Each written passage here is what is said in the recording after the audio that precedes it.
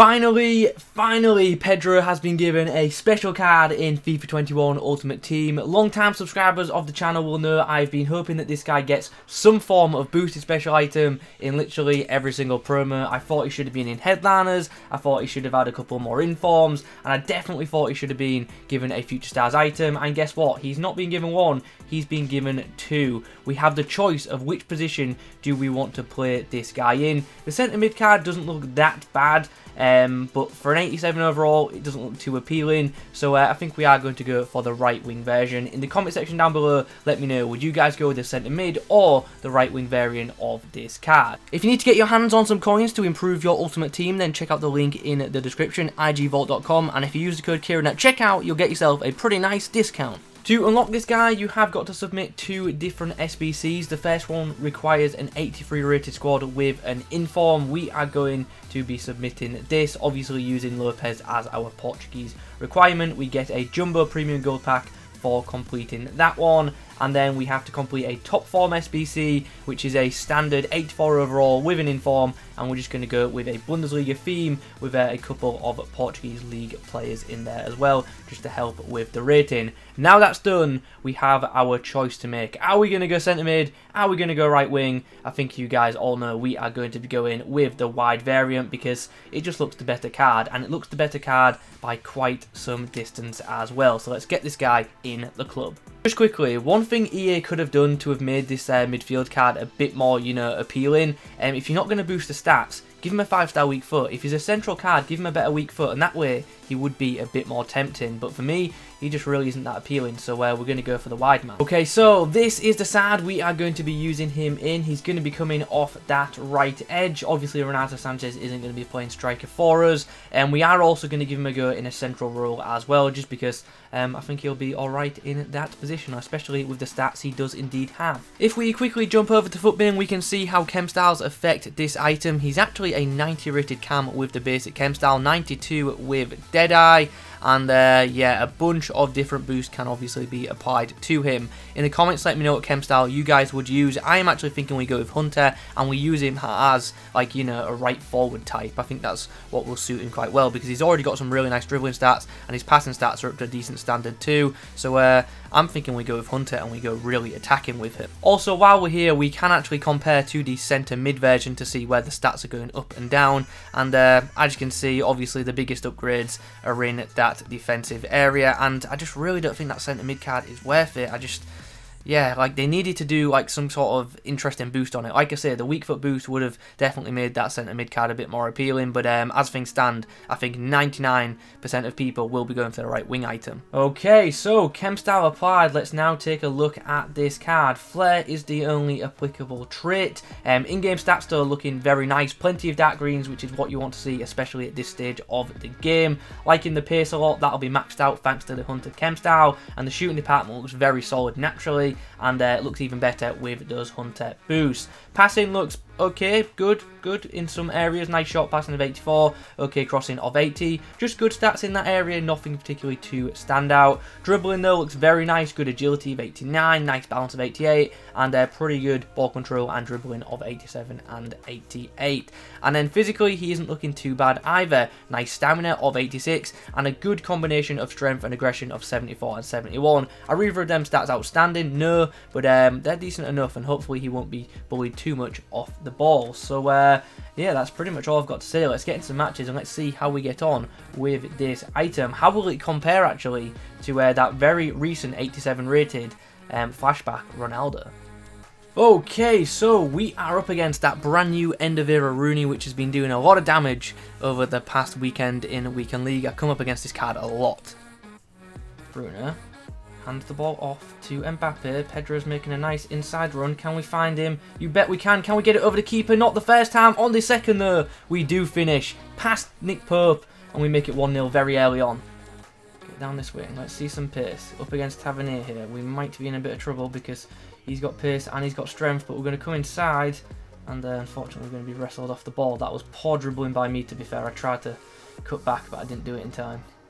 This ball by Bruno Fernandes finds Pedro in open space, and I see that run from Mbappe. The ball is into the box, and Mbappe's put it straight at the keeper, but we get the rebound, and unfortunately someone's offside. Here we go. Right, come on, show some pace. up against Tavernier here. What we're going to do? We're going to beat him. Can we get past the centre-back? We can't. Nice finish. Right into the top corner. Big error by the opposition. We will take full advantage of that. Bruno gets the ball out to Pedro, who's got a bit of space, and he's done well to get past Tav, but then Tavernier gets back at him and just shoves him off the ball. Win that, win that. Yes, good aerial. Now possibly a chance here. Oh, referee, disgusting. Okay, well, after what was a successful start to the game, we have collapsed, and it's 2-2 at the break, so not particularly too ideal. 42nd, 45, you guys know the drill. We are going to put him in a central role just to see how he gets on in that area, and hopefully we'll see a bit more from him because we'll be able to get him on the ball a bit more.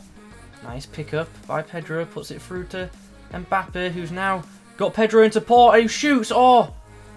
We've got to score there. I panic shot and went early, but I still think that shot should go on target. Do you want to have any more players behind the ball? Got enough of you. Mbappe into Pedro, who tries to squeeze through. Can he get the shot away? Yes, he can, left-footed, but there's not enough power on that to beat Pope. Well, that certainly wasn't the worst opening display. 2 goals on debut, good to see. He did miss a clear chance, which I thought he should have scored, but other than that, played quite well. Okay then, after a couple of games, what's the verdict on this card? Pretty nice item, to be honest. I actually enjoyed using it a lot. He's one of the cards who, the more you get in the ball, the more he is going to do. He's definitely a creator and also a goal scorer, which is absolutely fantastic. He's definitely one of them wingers that you can use to, you know, get at the opposition. And I just liked having him on the ball because his dribbling for me felt really, really nice. So for those of you who are good at dribbling, you'll probably even get more out of him than I did because I'm pretty average, as you can see in the footage. Liked his pace, felt pretty quick, and once again you will have seen that if you watch the clips. Definitely does have the ability to break away, which is nice. Obviously his pace is aided by the Hunter Kemp style that we did indeed use on him. And when it comes to scoring goals, I really like this guy's shot power. His finishing's pretty good as well, but it's not elite or anything like that. But his shot power is very nice, and this guy is really, really good at those cross-goal strikes. So I really did like that area of his game. Also, from a distance, he's definitely a threat as well. So you do have options. Positionally, very strong. I like this card a lot. I like the run making, and I like the fact that he just popped up in the right areas, no matter where I played him, whether I was playing him out wide or centrally. He was just popping up where I wanted him, which is great. His passing, I also thought was up to a good standard. He's definitely not a master distributor, but his passing's still solid for this stage of the game, so I don't really have like any complaints there. Like I've said, it's not brilliant, but it's still pretty good and very usable in my opinion. I also thought his crossing was better than the in-game stats suggest too.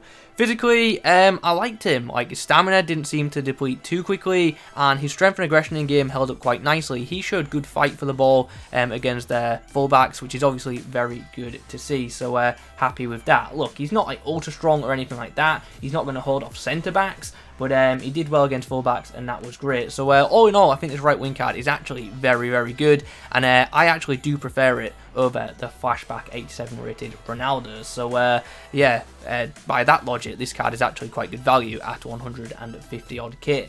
And to be honest, if you can get this guy into a pretty good team, I probably would recommend doing the SBC because, as I say, it's a very nice item, and in-game it was quite fun to use.